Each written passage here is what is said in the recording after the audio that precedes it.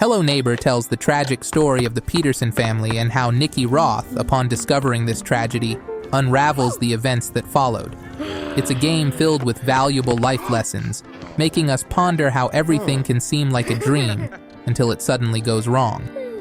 Imagine a family where unwanted events keep happening one after another.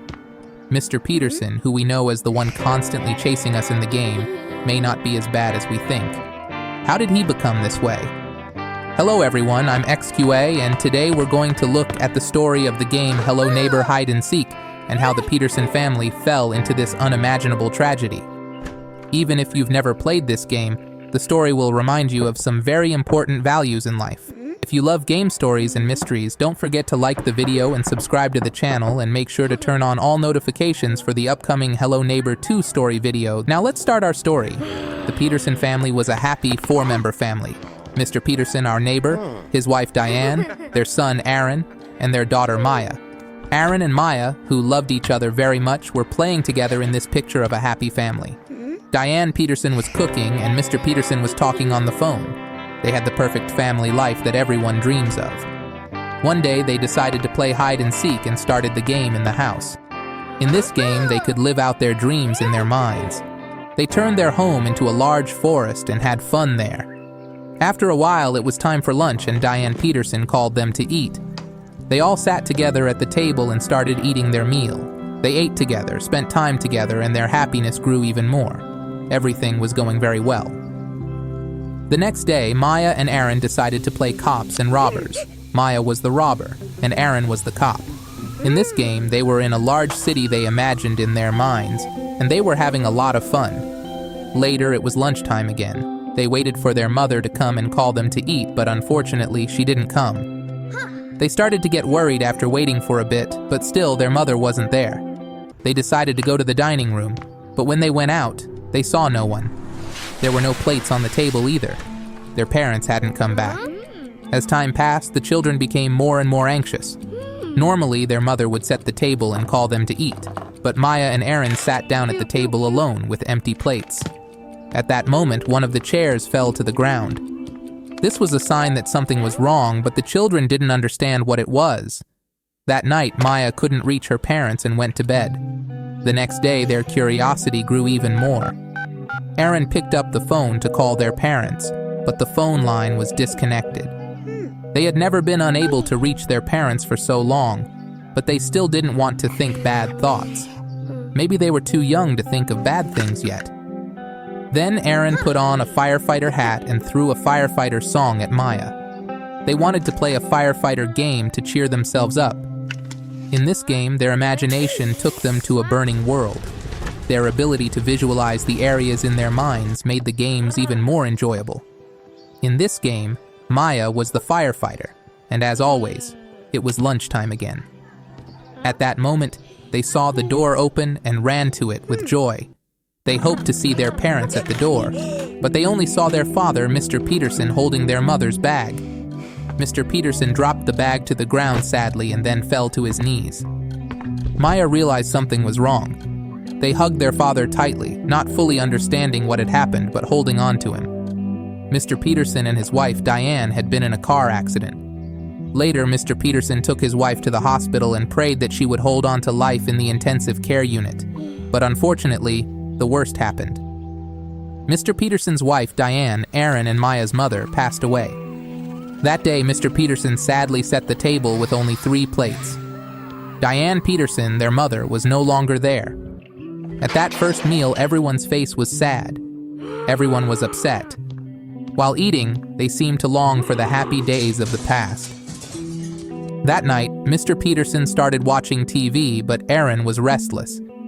He looked at his father, then went upstairs to his brother's room. When he opened the door, he saw Aaron having a nervous breakdown and acting aggressively. Aaron had fallen to the ground, and Maya went over to comfort him. He was very sad, realizing that he would never feel his mother's warmth again, and this made him even more upset. The more upset he got, the more aggressive he became. Aaron believed that he was cursed, that his existence was causing bad things to happen. He blamed himself for his mother's death. We can find this information in the Hello Neighbor books. Maya tried to calm Aaron down, but he became even more aggressive. Then Aaron took a toy gun and wanted to play with Maya again. In their minds, they were in a graveyard. Aaron was chasing Maya with the toy gun. Again, it was time to eat, but Aaron completely lost control and continued to shoot Maya with the toy gun. Maya begged Aaron to stop, but he wouldn't. Maya fell to the ground, scared. Aaron tried to understand why he was so angry. At that moment, Aaron suddenly realized what he had done and came to his senses. Why had he become like this? Why was he acting so aggressively? Just as he calmed down, Mr. Peterson came to the door and called them to eat. Normally, their mother, Diane Peterson, should have been the one to come through that door and call them to eat. This event drove Aaron crazy. At the dinner table, Aaron was still very angry and took out all his anger on Maya.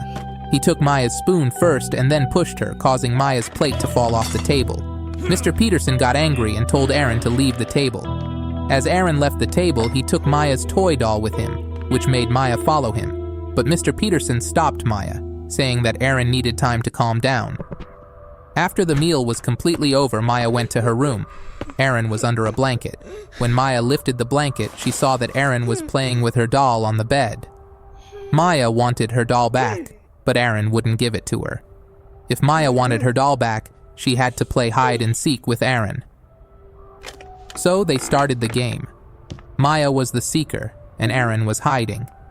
Although Maya didn't want to play this game, she had no choice but to accept it and began to search for Aaron. When she looked out the window, she saw a wooden roof outside the house with her toy doll at the edge of it. However, it was very high and dangerous. As with every game they played, this game also had a strong effect on their imagination, making the house seem like it was on clouds, much higher than usual. Maya slowly picked up the doll from the ground, wanting to keep it safe. She stood up and turned to go back inside, but Aaron was there. Aaron wouldn't let Maya pass. He was still angry. Maya was scared as if she knew something bad was going to happen. Since the death of their mother, Aaron had become increasingly aggressive, and it seemed like he wanted to take out his anger on Maya. Aaron hit the doll in Maya's hands, causing it to fall off the roof. Then, without meaning to, Aaron pushed Maya's hands away and turned around. At that moment, Maya lost her balance. When Aaron turned back around, Maya was already falling from the roof. Maya reached out her hand as if asking for help, but Aaron could only watch in shock as his sister Maya fell from the roof. As Maya was falling, she remembered many things, as if her life was flashing before her eyes. She remembered her father and mother's car accident, her mother's death, her father's and Aaron's sadness. When Mr. Peterson learned of this event, he was devastated. He didn't know what to do, but he pulled himself together and started digging a grave in the backyard where he buried Maya. Aaron watched from behind as his father buried his sister. He was probably too young to understand, but he was heartbroken and couldn't do anything but watch. Later, Mr. Peterson's life started flashing before his eyes. The once perfect family picture was gone. Everything had been going well. They were a dream family until the car accident ruined everything. Mr. Peterson blamed himself for this. He couldn't save his wife Diane, who slipped through his fingers. And later, because of his son Aaron, his daughter Maya also died. Mr. Peterson was no longer in a normal state mentally. He was having nervous breakdowns, and the entire Peterson family was falling apart. After all these events in the first Hello Neighbor game, we played as Nicky Roth and thought that Mr. Peterson, our neighbor, had locked someone in the basement. We didn't know who it was at first, but now we do. It was his own son, Aaron, who was having constant nervous breakdowns, unable to control himself, and Mr. Peterson had no choice but to lock him in the basement. After locking Aaron in the basement, Mr. Peterson reported his children as missing. This was a dark way to hide both his daughter's death and his son's confinement. In the next part of this story, we'll see how Nicky Roth encounters Mr. Peterson and begins investigating these events, which brings us to the first game. To continue with this story and find out what happens next, click the link at the end of the video to watch the next part. Don't forget to like the video and subscribe to the channel. This story, which no one would want to experience, also offers us a valuable lesson about life. We should always appreciate the moments we live, cherish them, and hold on tight to those we love. We should live today as if tomorrow may never come and enjoy today as if it will never end.